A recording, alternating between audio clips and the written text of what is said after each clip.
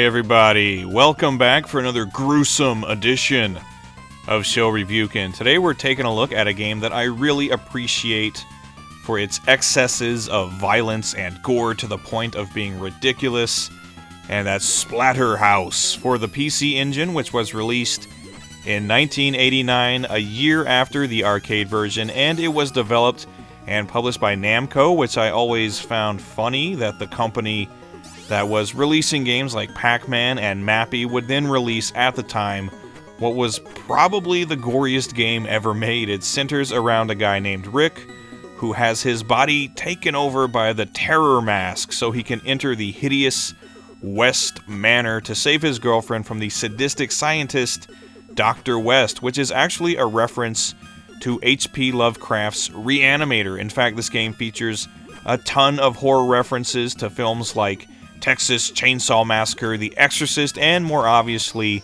Friday the 13th. So as a lifelong horror fan, it was always a safe bet that I was going to love this game, and indeed the entire series, even the reboot that was released years back for the PS3 and Xbox 360. I'm just a sucker for some good blood and guts. Underneath all of the violence and gore is a very simple, easy to pick up and play action game that I especially love for some quick gameplay sessions. Essentially, it follows the formula of games like Kung Fu and Vigilante. Just walk to the right, punching and or kicking everything that moves, except instead of street thugs and Kung Fu fighters, it's zombies, ghouls, and various kinds of grotesque creatures you might see in a Cronenberg movie that you're taking on. So while it's not the deepest gameplay in the world, it's very fun and very satisfying.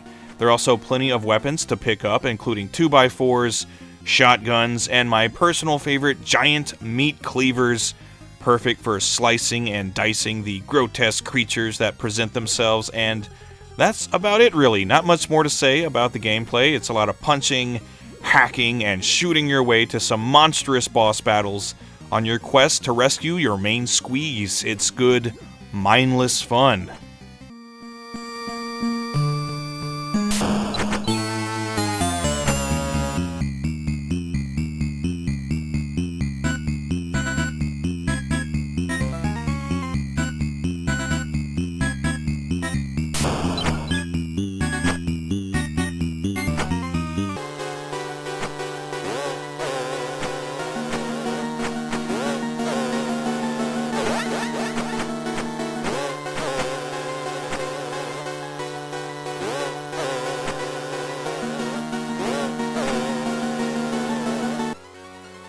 More so than the gameplay, Splatterhouse is best known for its gruesome visuals and gory, disgusting creatures, plenty of guts, blood, amputations, and explosions of viscera, all presented with some pretty decent visuals for 1989. I love the creature designs, the boss characters, and the stages. It all comes together to create what sometimes feels like a death metal album cover come to life. It's so over the top, though, that it's not so much scary as it is totally ridiculous, which is just fine with me because I love my over-the-top, gory horror movies like Dead Alive and From Beyond, and I like my over-the-top, gory games as well. Plus, Splatterhouse also features an appropriately creepy soundtrack and plenty of nasty-sounding sound effects to enjoy, so all things considered, this is a fantastic game that's super easy to pick up and play and have some fun with. So if you've never played it or any of the sequels,